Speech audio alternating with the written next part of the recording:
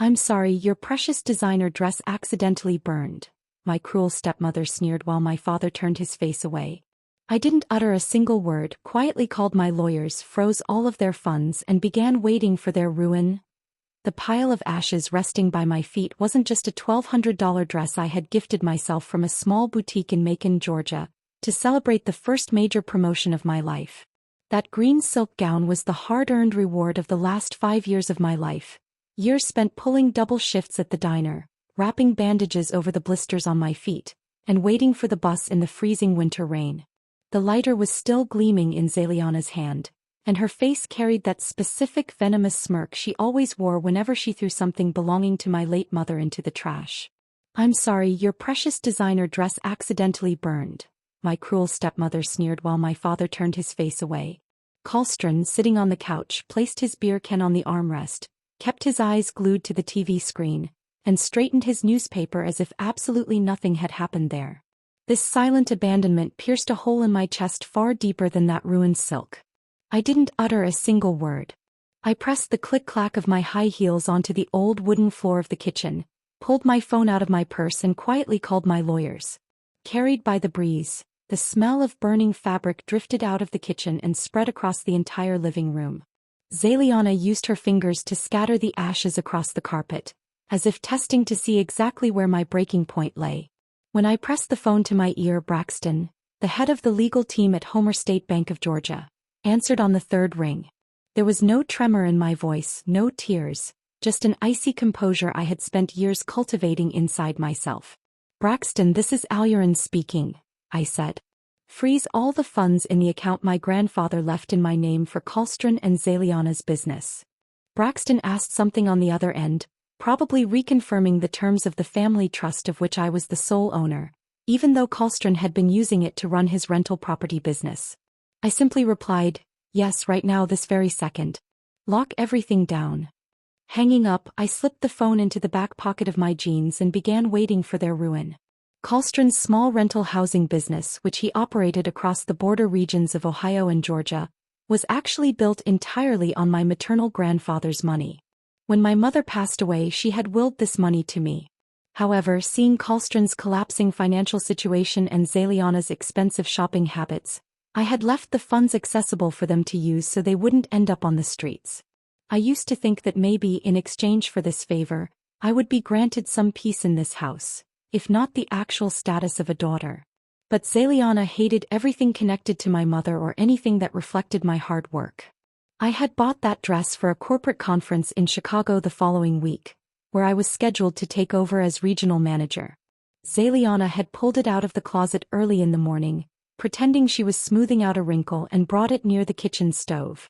When I saw smoke rising from my room and rushed downstairs, the last remnants of the silk were melting onto the floor. When Colstron turned his face away, it wasn't just a father looking away. It was the breaking of the final bond that kept me under this roof. I went up to my room, opened my suitcase, and began packing every essential paper of my life, a few clothes and my mother's old photograph whose frame was now cracked. Zeliana's laughter echoed from the living room downstairs. She was telling Colstron, "Look at Phoenicia, she can manage to survive by buying a cheap $50 suit from Walmart. Why does this one need to put on such airs?" Colstron merely nodded in agreement. He had become so helpless before that woman that he no longer possessed a spine of his own. When I came downstairs carrying my suitcase, neither of them even looked at me. I gripped the handle tightly, opened the heavy oak door of the house, and walked out. There was a slight chill in the September Georgia air, and withered leaves were falling from the oak trees lining the road. I opened the door of my old Chevrolet, threw the suitcase into the back seat, and rested my hands on the steering wheel, closing my eyes for a few seconds. No tears came. When everything inside you turns to stone, the water stops flowing. I started the car and drove toward the highway, where the lights of the small town slowly faded behind me. The next morning, I woke up in my car parked in a Walmart parking lot. My back ached slightly, and the air smelled faintly of the cheap coffee I had grabbed from a gas station late at night. Exactly at 9 in the morning, my phone began to ring. Colstron's name flashed across the screen. I picked up but said nothing. "Alyurin, what kind of joke is this?" Colstron's voice lacked its old authority, replaced instead by a strange panic. The bank people are saying our business account has been suspended. The $1,500 check Zaliana gave to the furniture store has bounced. Why have these funds been frozen? I rolled my car window down slightly, watched a family loading their grocery bags into their car, and said in a very calm tone, "Because those funds are mine, Colstrin. But how will we pay the bills this month?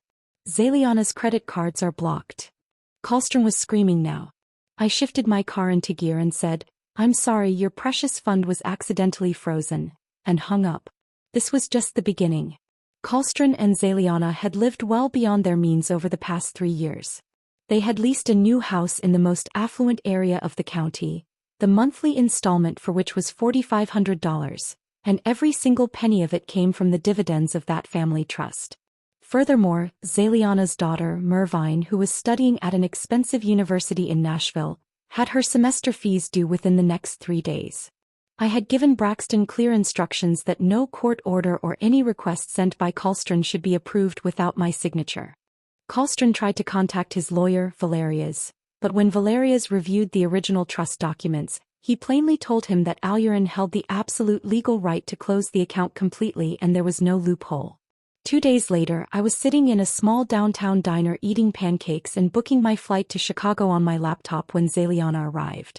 Her face was flushed red with anger, and the strap of her expensive designer handbag was gripped so tightly in her hand it looked as though she wanted to strangle someone.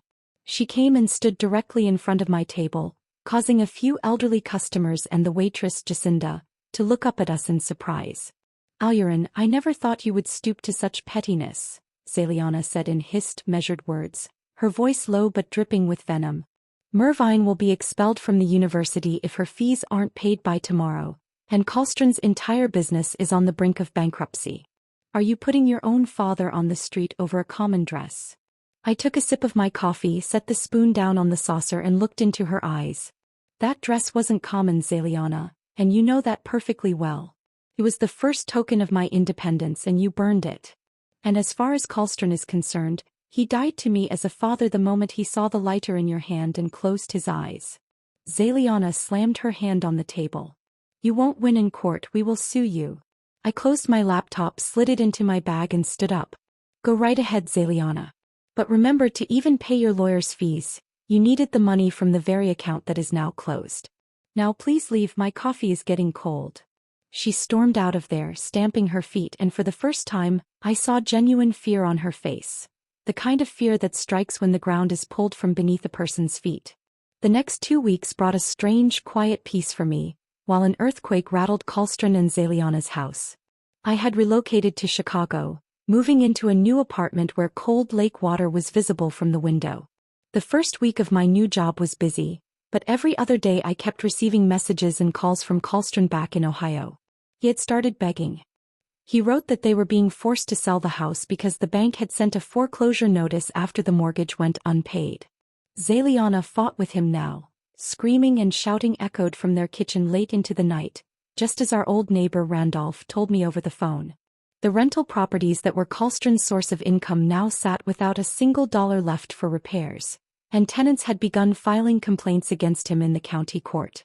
One evening, as a light snow began to fall in Chicago, I was standing on my apartment balcony drinking tea when Colstrin called. This time, his voice carried neither anger nor authority, but the broken sob of an old man. "Alyurin, Zaliana has left me and gone to her sister's house," he said, his voice so faint I thought he was weeping. "She packed all her things and took Mervine with her. The bank has locked up the house and I am currently staying in a cheap motel in the county. I don't even have the money for tomorrow night's rent. Can you just send me $500? I'm only asking for gas and food." I looked down from the balcony where cars were crawling slowly down the street, their headlights glinting against the falling snowflakes. I remembered the day I turned 18, when Zaliana had thrown the silver ring entrusted to me by my mother into the trash can, and when I had turned to Colstrin crying for help, he had said, "Learn to speak to your stepmother with respect, Alyurin." I remembered all those nights I had sat on the kitchen floor, weeping over my fate while the two of them sat inside their room planning their next vacation. "Colstrin," I said, my voice carrying no hatred, just cold reality. "When a person sows, they must reap it themselves.